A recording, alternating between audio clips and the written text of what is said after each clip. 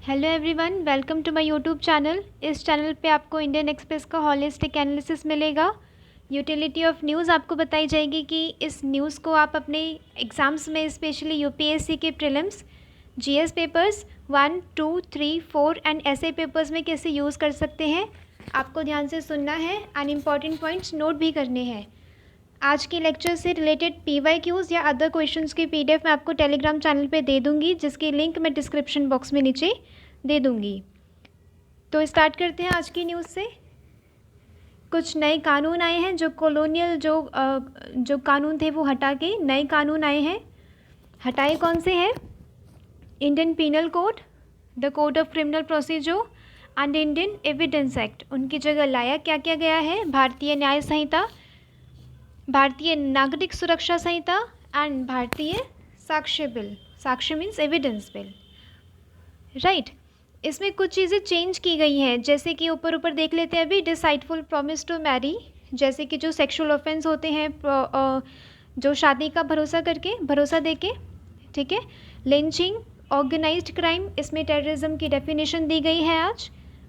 Corruption से related कुछ अलग प्रोविजंस आए हैं। कम्युनिटीज, वो जो छोटे छोटे जो क्राइम होते हैं उसके लिए कम्युनिटी सर्विस एज पनिशमेंट दी गई है। ट्रायल होंगे, ट्रायल इन एब्सेंटिया, यानी कि अगर क्रिमिनल एब्सेंट नहीं है देश में या उस जगह पे, फिर भी उसका ट्रायल होगा और उस पर न्याय सुनाया जाएगा।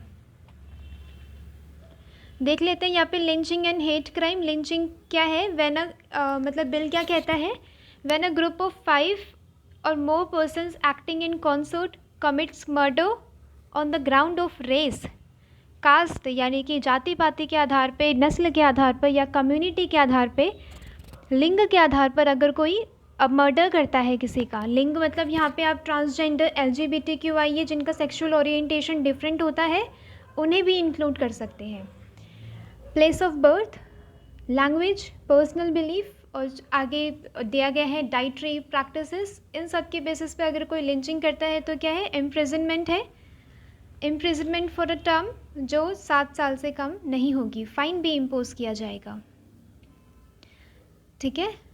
ये यहाँ पे एक्सप्लेनेशन अच्छे से है। दूसरा है sexual exploitation of women on the pretext of marriage, job promotion और बाय कंसीलिंग आइडेंटिटी। जो होता है ना, ब्लैकमेलिंग होती है या लालच दिया जाता है जॉब के लिए, प्रमोशन के लिए, मैरिज के लिए, उससे रिलेटेड अगर कोई सेक्सुअल ऑफेंस है तो ये महिलाओं का हक बनता है कि वो आगे आए, इस बारे में बोलें और कानूनी तौर पे न्याय पाए, ठीक है। गैंग रेप के लिए यहाँ पे 20 साल की पनिशमेंट है, 20 साल की इम्प्रिजनमेंट है और लाइफ इम्प्रिजनमेंट के साथ डेथ अगर वो केस माइनर का है, ठीक है। यहाँ पे टेररिज्म को डिफ़ाइन किया गया है पहली बार। टेररिस्ट क्या होता है? जो कमिट करता है कोई ऐसा क्राइम जो इंडिया में या फॉरेन कंट्री में है, जो हमारे देश की यूनिटी यानी कि एकता या संप्रभुता को हार्म करता है, ठीक है। पब्लिक ऑर्डर को ख़राब करता है, उसकी प्रॉपर्टी को अटैच करने की यहाँ पे बात कही जा रही है।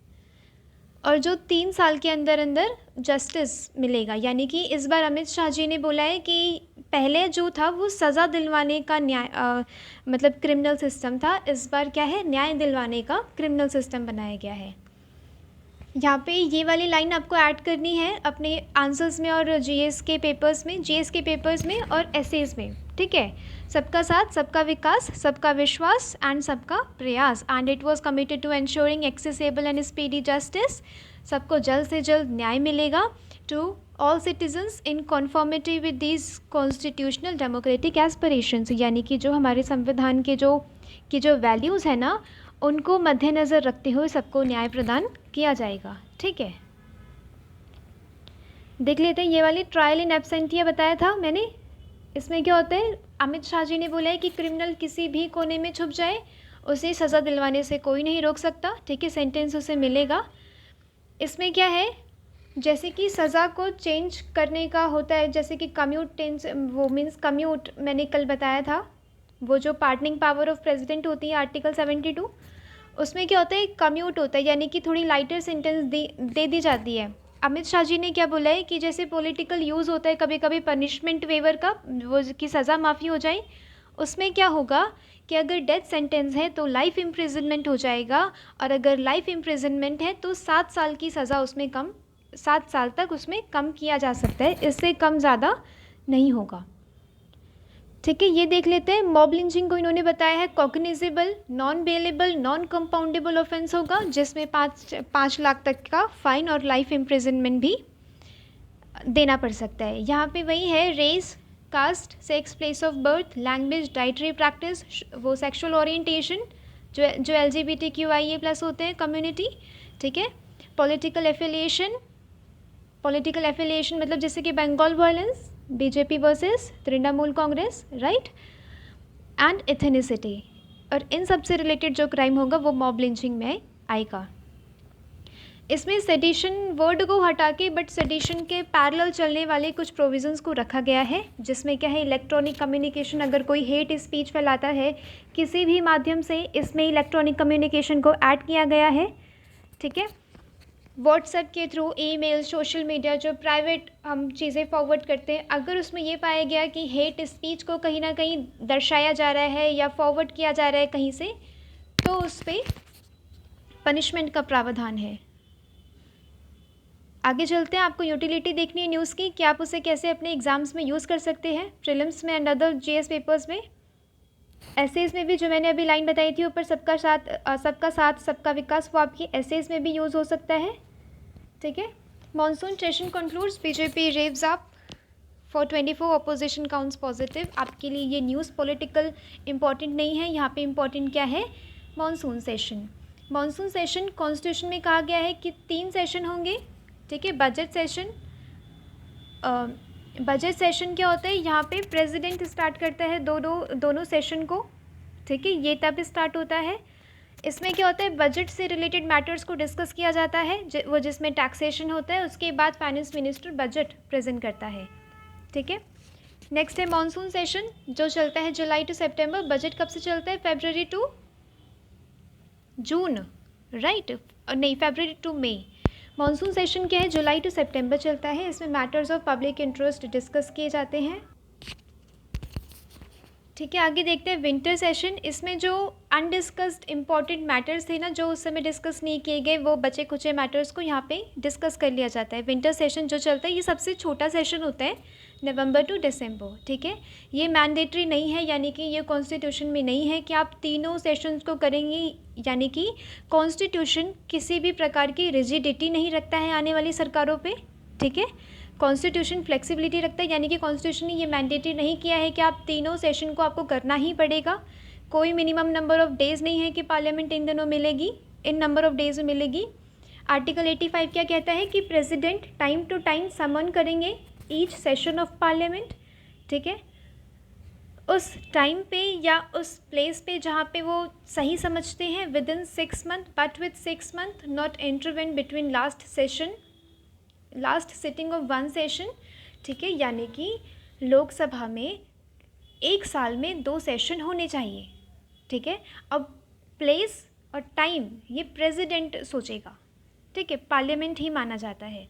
ठीक है, लोकसभा में 2 टाइम के लिए सेशन बुलाया जाता है।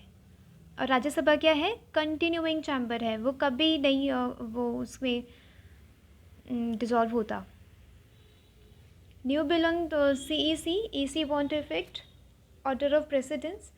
ये मैंने कल एक बिल बताया था चीफ इलेक्शन कमिश्नर का, जिसमें क्या था, जो चूज़ करने वाली कमेटी होगी वो कौन होगी, PM होगी, लीडर ऑफ अपोजिशन। ठीक है, और कौन होंगे, यूनियन कैबिनेट मिनिस्टर होगा, नॉमिनेटेड बाय प्राइम मिनिस्टर। ठीक है, ये वाला कल हमने पढ़ा था।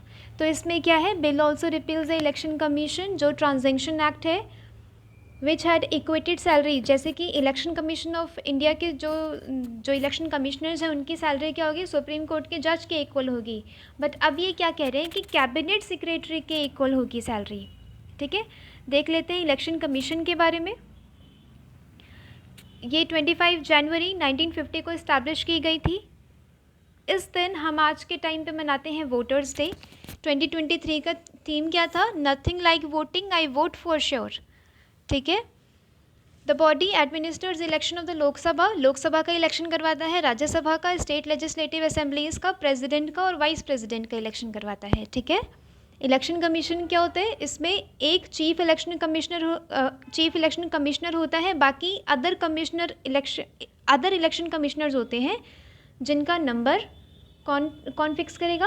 प्रेसिडेंट। अभी क्या है? अभी एक चीफ इलेक्शन कमिश्नर है एंड 2 इलेक्शन कमिश्नर्स हैं। ठीक है। The president appoints chief election commissioners, यानी कि उन जो वो 3 लोग हैं वहाँ के, उन्हें प्रेसिडेंट ही अपॉइंट करते हैं। फिक्स्ड टेन्योर है 6 years and up to 65 years, मतलब 65 ईयर्स ऑफ एज। ठीक है। जो जल्दी होगा, यानी कि 6 साल काम कर लिया तो भी रिटायरमेंट, अगर 65 साल के हो गए तो भी रिटायरमेंट। ठीक है। जो जल्दी होगा उसमें रिटायरमेंट मिल जाएगा। अब ये चीज़ जो बिल लाया गया है, अब वो ये चीज़ इसमें फ्लेक्सिबिलिटी मांग रही है कि ये चीज़ फिक्स ना रहे, ये जो 6 साल है या 65 साल है ये फिक्स ना रहे, इसमें कुछ फ्लेक्सिबिलिटी चाहिए सरकार को। They enjoy the same status, जैसे कि सुप्रीम कोर्ट ऑफ इंडिया के जो जजेस हैं उनसे बिल्कुल सेम सैलरी एंड स्टेटस ये लोग एंजॉय करते हैं। बट ये न्यू बिल क्या कह रहा है कि अब वो कैबिनेट सेक्रेटरी जैसे स्टेटस और सैलरी एंजॉय करेंगे। Right. Constitution has not prescribed, यानी कि कॉन्स्टिट्यूशन हमारे संविधान में कहीं भी क्वालिफिकेशंस नहीं है कि क्या उसने लीगल चीज़ मतलब परफॉर्म करी हो, एक्टिविटीज़ मींस क्या उन्होंने अचीव किया हो ऐसा। ठीक है। एजुकेशनल, एडमिनिस्ट्रेटिव एंड जुडिशियल, कोई भी क्वालिफिकेशन प्रिस्क्राइब नहीं की गई है। कॉन्स्टिट्यूशन ने टर्म स्पेसिफाई नहीं किया है मीन्स इलेक्शन कमीशन का। ठीक है। कॉन्स्टिट्यूशन ने ये भी नहीं कहा है कि अगर आपको एक बार रिटायरमेंट होगी तो आप फर्दर अपॉइंटमेंट ऑफ गवर्नमेंट में नहीं जा सकते, ऐसा भी नहीं कहा है। फंक्शंस क्या है इसके? जो डिलिमिटेशन कमीशन जो कॉन्स्टिट्यूएंसीज़ को बैठाता है ना, ये उस पर डिटरमाइन करना, मतलब कि किसकी कॉन्स्टिट्यूएंसी कहाँ से कहाँ तक, जैसे कि वायनाड कॉन्स्टिट्यूएंसी हो गई, अमेठी हो गई, ठीक है, बनारस हो गई, ये सारी जो कॉन्स्टिट्यूएंसीज़ हैं ये डिटरमाइन करते हैं। रिकॉग्निशन टू पॉलिटिकल पार्टीज़, ठीक है, रिकॉग्नाइज़ करते हैं, सिंबल देते हैं। मॉडल कोड ऑफ कंडक्ट, जो आचार संहिता आपने पढ़ी होगी, आचार संहिता वो होता है ना कि मॉडल कोड ऑफ कंडक्ट, जैसे कि इलेक्शन से एक दिन पहले क्या होता है, सारे बैनर्स, पोस्टर्स सब कुछ हटा दिए जाते हैं। राइट।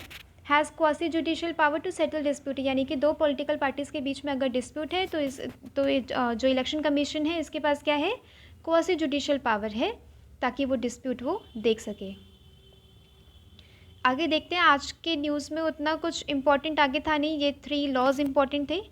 ये देखते हैं आपके जीएस पेपर 2 एंड एसए के पॉइंट ऑफ व्यू से इम्पॉर्टेंट है। ये वाली लाइंस आपको नोट करनी है अपने वे फॉरवर्ड में, जो डाटा प्राइवेसी का वे फॉरवर्ड होगा, ठीक है, उसमें ये ऐड करना है। इसमें क्या है, हमें लिखना है कि इक्विटेबल डिजिटल फ्यूचर मतलब लाना चाहिए जो सिटीज़न सेंट्रिक होगा बाय डिज़ाइन, यानी कि सिटीज़न के आसपास वो मतलब सिटीज़न को ध्यान में रखते हुए, ह्यूमैनिटी को ध्यान में रखते हुए वो हमें डाटा प्राइवेसी बिल लेके आना है। ठीक है। जो सिटीज़न एंड स्टेट के बीच में एक डिफरेंट रिलेशनशिप दिखाएगा। ठीक है। प्राइवेट सेक्टर्स का भी जिसमें पार्टिसिपेशन हो।